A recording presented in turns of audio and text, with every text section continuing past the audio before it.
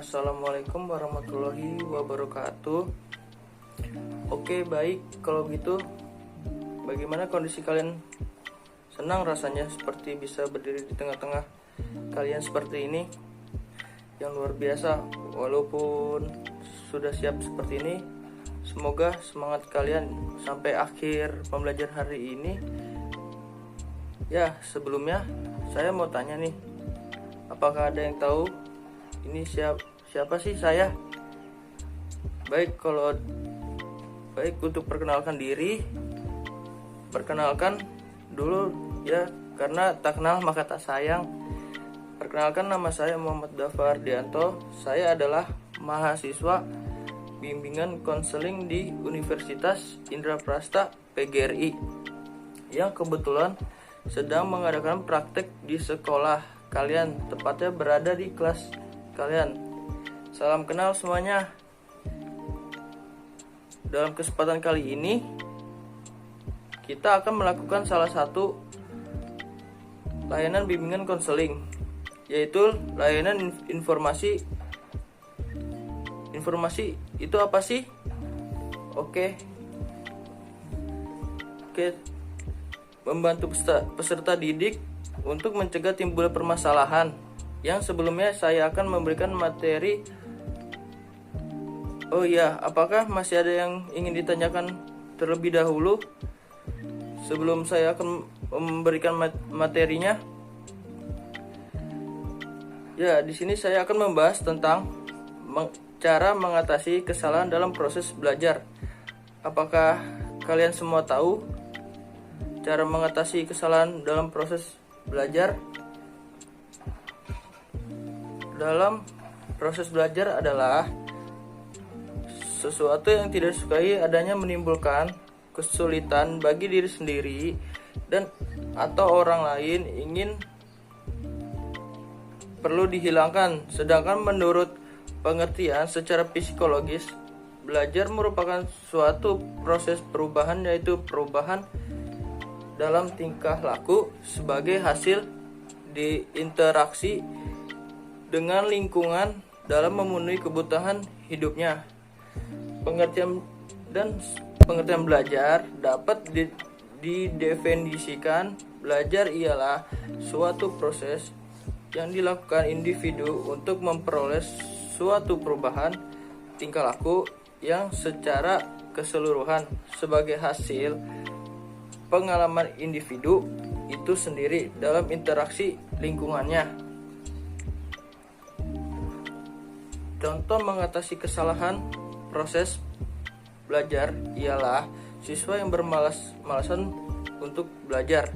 Pada kegiatan kali ini, kita tentu saja akan menggunakan bimbingan konseling yang tahu kita akan menggunakan asas apa yang kita menggunakan keterpaduan. Menjelaskan, asas keterpaduan adalah asas di mana guru atau pihak saling menunjang dan terpadu dalam bekerja sama. Asas ini bisa menghidupkan kemandirian dalam diri kalian nih. Nah, selanjutnya, agar kegiatan efektif perlu diperhatikan juga bagaimana aturan dan tata cara mengikuti pembelajaran saya hari ini. Di awal saya akan menjelaskan terlebih dahulu tentang mengatasi kesalahan proses belajar saat ini. Nah, menjelaskan kalian diperkenankan untuk bertanya dengan cara mengangkat tangan terlebih dahulu. Lalu setelah itu saya akan membuat kelompok agar masing-masing kelompok mendiskusikan hasil pembelajaran hari ini. Setelah semua selesai, perwakilan dari kelompok akan memberikan hasil diskusi dan kelompok lain harus merespon bagaimana. Oke, apakah sudah paham? Apakah kalian sudah paham? Baik, kalau sudah paham, kita akan memulai kegiatan layanan informasi. Sekarang Namun sebelum masuk kepada langkah-langkah berikutnya, lebih baik kita berdoa terlebih dahulu agar kita diberikan kelancaran dan kemudahan selama kegiatan, serta semoga segala yang kita pelajari nanti dapat memori dengan baik sehingga dapat menerapkan dan memberikan manfaat dalam kehidupan sehari-hari. Berdoa dimulai. Menjelaskan. Oke, di sini saya akan menjelaskan pengertian masalah belajar. Masalah adalah ketidaksesuaian antara harapan dan kenyataan. Ada yang melihat sebagai tidak terpenuhi kebutuhan seseorang, dan ada pula yang mengartikannya sebagai sesuatu hal yang tidak mengenakan. Mengemukakan bahwa masalah adalah sesuatu yang tidak disukai adanya, menimbulkan seseorang kesulitan bagi diri sendiri dan atau orang lain, ingin perlu dihilangkan. Sedangkan menurut pengertian secara psikologis, belajar merupakan suatu proses perubahan, yaitu perubahan dalam tingkah laku sebagai hasil di interaksi dengan lingkungannya dalam memenuhi kebutuhan hidupnya.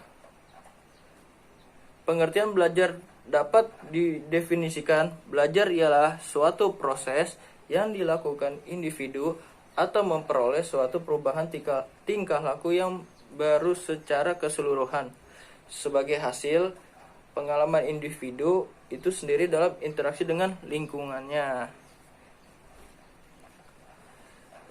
Saya akan menjelaskan jenis-jenis masalah belajar. Yang pertama, siswa yang tidak mampu mencapai tujuan belajar atau hasil belajar dengan pencapaian teman-temannya seusianya yang ada dalam kelas yang sama, sesuai dengan tujuan belajar yang tercantum dalam kurikulum, bahwa siswa dikatakan lulus atau tuntas dalam suatu pelajaran jika telah memenuhi kriteria ketuntasan minimal yang disebut KKM yang telah ditentukan oleh tiap guru bidang studi. Yang kedua, siswa yang mengalami keterlambatan akademik, yakni siswa yang diperkirakan memiliki inteligensi yang cukup tinggi, tetapi tidak menggunakan kemampuan secara optimal. Belum tentu semua siswa yang terdapat dalam satu kelas memiliki kemampuan yang sama. Ada beberapa siswa yang dengan kemampuan inteligensi di atas rata-rata, bahkan yang super. Yang ketiga, siswa yang secara nyata tidak dapat mencapai kemampuannya sendiri. Tingkat IQ-nya yang di atas rata-rata, maksudnya yaitu siswa yang memiliki inteligensi rata-rata normal tetapi tidak mencapai tujuan belajar yang optimal. Misalnya KKM-nya pada mata pelajaran A sebanyak 65 nilainya, kemudian nilai yang dicapainya 70. Yang keempat, siswa yang sangat lambat dalam belajar, yaitu keadaan siswa yang memiliki bakat akademik yang kurang memadai dan perlu dipertimbangkan untuk mendapatkan pendidikan atau pengajaran khusus. Siswa yang mengalami kondisi seperti ini, yakni siswa yang memiliki tingkat kecerdasan di bawah rata-rata dan sangat sering bermasalah dalam pelajaran. Yang kelima, siswa yang kekurangan motivasi dalam belajar, yakni keadaan atau kondisi siswa yang kurang bersemangat dalam belajar seperti jerak dan bermalas-malasan. Siswa yang seperti ini biasanya didukung oleh kondisi atau lingkungan apatis yang tidak peduli terhadap perkembangan belajar siswa. Lingkungannya keluarga yang apatis yang tidak berperan dalam proses belajar anak bisa menyebabkan si anak menjadi masa bodoh, sehingga belajar menjadi kebutuhan yang sekedarnya aja. Yang keenam, siswa yang bersikap dan memiliki kebiasaan buruk dalam belajar, yaitu kondisi siswa yang kegiatan atau perbuatan belajar sehari-hari antagonistik dengan seharusnya, seperti suka menunda-nunda tugas, mengulur waktu, membenci guru, tidak mau bertanya kepada hal-hal yang tidak ketahui, dan sebagainya. Yang ketujuh, siswa yang sering tidak mengikuti proses belajar mengajar di kelas, yaitu siswa-siswa yang sering tidak hadir atau menderita sakit dalam jangka waktu yang cukup lama, sehingga kehilangan sebagai besar kegiatan belajarnya. Seringkali materi pelajaran yang telah disampaikan oleh guru pada pertemuan jauh sebelum kemudian siswa dituntut untuk mengikuti dan menguasai materi pelajaran dalam waktu yang relatif singkat, menyebabkan siswa menjadi tertekan dan terbebani oleh materi yang banyak. Yang kedelapan, siswa yang mengalami penyimpangan perilaku, kekurangannya tata krama dalam berhubungan intersosial, pergaulan antar teman sepermainan yang tidak seumur, dan tidak mengenyam bangku pendidikan, menyebabkan si anak atau siswa terpengaruh dengan pola perilaku dan pergaulan yang serampangan, seperti berbicara dengan nada yang tinggi dengan orang yang lebih tua, sering membuat kegaduhan atau keributan di dalam masyarakat. Oh iya, sampai sini paham mengenai jenis-jenis masalah belajar? Kalau udah paham, saya akan lanjutkan faktor-faktor yang mempengaruhi belajar. Yang pertama, sikap terhadap belajar. Sikap merupakan kemampuan memberikan penilaian tentang sesuatu yang membawa diri sesuai dengan penilaian. Adanya penilaian terhadap sesuatu yang memberikan sikap menerima, menolak, atau mengabaikannya. Begitu saja. Yang kedua, motivasi belajar. Tidak diragukan bahwa dorongan belajar mempunyai peranan besar dalam menumbuhkan semangat pada siswa untuk belajar. Karena seseorang siswa meski memiliki semangat yang tinggi dan keinginan yang kuat, pasti akan seperti ditiup oleh angin kemalasan, tertimpa keengganan dan kelalaian. Maka tuna semangat ini harus dipelihara secara terus-menerus. Motivasi belajar merupakan kekuatan mental yang mendorong terjadi proses belajar. Yang ketiga, konsentrasi belajar. Konsentrasi belajar merupakan kemampuan memusatkan perhatian pada pelajaran. Pemusatan perhatian tersebut tertuju pada isi bahan belajar maupun proses memperolehnya. Untuk memperkuat perhatian guru, perlu melakukan berbagai strategi belajar, mengajar, dan memperhatikan waktu belajar serta selingan istirahat. Yang keempat, mengolah bahan pelajar. Mengolah bahan pelajar merupakan kemampuan siswa untuk menerima isi dan cara memperoleh ajaran sehingga menjadi bermakna bagi siswa. Isi bahan belajar merupakan nilai dari suatu ilmu pengetahuan, nilai agama, nilai kesusilaan, serta nilai kesenian. Yang kelima, menyimpan perolehan hasil belajar. Menyimpan perolehan hasil belajar merupakan kemampuan menyimpan isi pesan dan cara memperoleh pesan.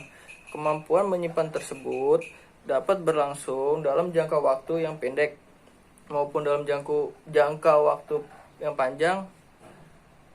Proses belajar ini terdiri dari proses pemasukan, proses pengelolaan kembali, dan proses menggunakan kembali. Biasanya hasil belajar yang disimpan dan dalam jangka waktu yang panjang akan mudah dilupakan oleh siswa. Yang keenam, menggali hasil belajar yang tersimpan. Menggali hasil belajar yang tersimpan merupakan proses mengaktifkan pesan yang telah diterima. Dalam hal baru, maka siswa akan memperkuat pesan dengan cara mempelajari kembali atau mengaitkannya dengan bahan yang lama. Yang ketujuh, kemampuan berprestasi. Kemampuan berprestasi atau unjuk hasil belajar merupakan puncak suatu proses belajar. Pada tahap siswa membuktikan hasil belajar yang telah lama dilakukan siswa, menunjukkan bahwa ia telah mampu memecahkan tugas-tugas belajar atau mentransfer hasil belajar. Oh ya, sebelum ini di sini ada yang ingin ditanyakan, apakah kalian semua sudah paham atau belum? Kalau belum, tinggal tanyakan kepada saya. Jika kalian semua udah paham, sebelum melanjutkan, ya saya akan memberikan kalian semua ke dalam beberapa kelompok, dan jumlah kelompok yaitu di antara 4 sampai 5 orang. Nanti setelah itu kalian semua bisa duduk berdasarkan nama kelompok yang sudah saya bagikan, dan kalian bisa berdiskusi mengenai yang sudah kita bahas ini. Seperti apa sih mengatasi cara kesalahan proses belajar itu, dan yang terakhir adalah cara menghindari proses belajar itu apa saja. Silakan diskusikan bersama.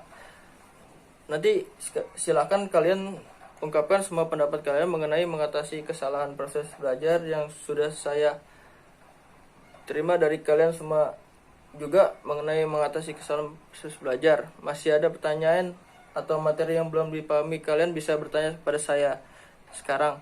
Saya akan memberikan kelompoknya. Baik, sekarang kalian boleh duduk bersama kelompok yang sudah disebutkan tadi. Kemudian dilanjutkan dengan diskusinya, dan saya harap kelas ini tidak berisik berdiskusinya ya. Jadi kalian sekarang duduk di kelompoknya masing-masing. Baiklah, semua sudah bersama, dan terima kasih. Untuk perwakilan kelompok yang sudah berani memaparkan hasil diskusi kalian. Alhamdulillah, presentasinya baik semua. Saya lihat kalian semua mengerti mengenai materi tentang cara mengatasi kesalahan proses belajar.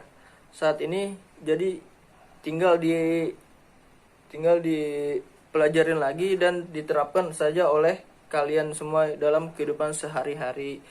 Semoga setelah mendapatkan informasi tentang mengatasi kesalahan proses belajar ini, kalian semua bisa berhati-hati dalam bergaul bersama teman, serta lebih memaksimalkan upaya dalam menghindari. Baik semuanya ini, apakah masih ada yang ingin ditanyakan? Apa tidak? Kalau tidak, jika semuanya sudah paham, dan selanjutnya saya akan melakukan tanya jawab. Jika kalian ingin menjawab, kalian bisa mengangkat tangan terlebih dahulu, baru memberikan jawaban pertanyaan, yaitu bagaimana cara mengatasi proses belajar. Silakan dijawab. Bagus jawaban kamu. Layanan informasi kita laksanakan pada hari ini apa sih materinya adik-adik? Penanganan masalah. Oh iya, saya akan menambahkan penanganan masalah belajar. Yang pertama, guru melakukan sosialisasi tentang motivasi pada siswa. Motivasi yang diberikan bisa dalam bentuk ceramah singkat yang diberikan sebelumnya memulai proses belajar dalam proses pembelajaran. Yang kedua, perubahan strategi atau metode pembelajaran sesuai dengan kondisi real siswa. Saat ini metode belajar yang terpopuler di Indonesia yang dikenal dengan pembelajaran aktif, inovatif, kreatif, efektif, dan menyenangkan. Yang ketiga, penggunaan media belajar yang inovatif, yang mampu menarik perhatian yang motivasi siswa. Penggunaan perangkat tambahan seperti LCD proyektor atau HP selain merupakan sarana untuk mempermudahkan penyampaian guru, juga berfungsi sebagai sarana untuk meningkatkan perhatian belajar siswa. Yang keempat, orang tua dalam hal ini orang tua memiliki peranan yang paling penting dalam memotivasi anaknya. Sebab sebagian besar waktu yang dihabiskan anaknya setelah sekolah yaitu di rumah. Setiap orang tua memiliki cara yang berbeda-beda dalam hal motivasi anak-anaknya. Yang kelima, masyarakat dalam hal ini peranannya dalam menciptakan lingkungan yang kondusif, aman, nyaman, dan tentram. Semisalnya mungkin tidak menciptakan sesuatu yang buruk yang bisa mempengaruhi bahkan merubah mental anak. Dalam hal ini ada beberapa bentuk dan cara untuk menumbuhkan motivasi dalam kegiatan belajar ini sekolah. Yang pertama, memberi angka. Yang kedua, hadiah. Yang ketiga, saingan atau kompetisi. Yang keempat, ego infotainment. Yang lima, memberi ulangan. Oh iya, sebelumnya ada ingin yang ditanyakan atau tidak? Kalau tidak ditanyakan, apakah topik yang kita bahas hari ini bermanfaat untuk kalian semua? Siapa yang mau mengungkapkan pendapat, silahkan angkat tangannya terlebih dahulu. Terima kasih. Ternyata semuanya bisa merasakan manfaat yang diterima dari layanan informasi hari ini. Semoga informasi yang saya berikan ini dapat bermanfaat bagi kalian semua dan bisa diterapkan dalam kehidupan sehari-harinya ya. Demikian materi mengenai mengatasi kesalahan proses belajar sering diberikan kita sudah berdiskusi bersama, sudah melakukan sesi tanya jawab, dan sudah beri kesimpulan masing-masing. Nah, baiklah, mungkin itu saja yang dapat saya sampaikan pada kesempatan hari ini.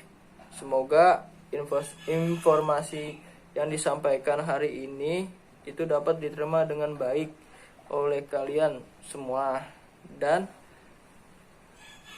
juga dapat diterapkan dalam kehidupan sehari-hari nantinya. Oke, sekian materi dari saya hari ini. Mari kita mengucapkan alhamdulillah rabbil alamin.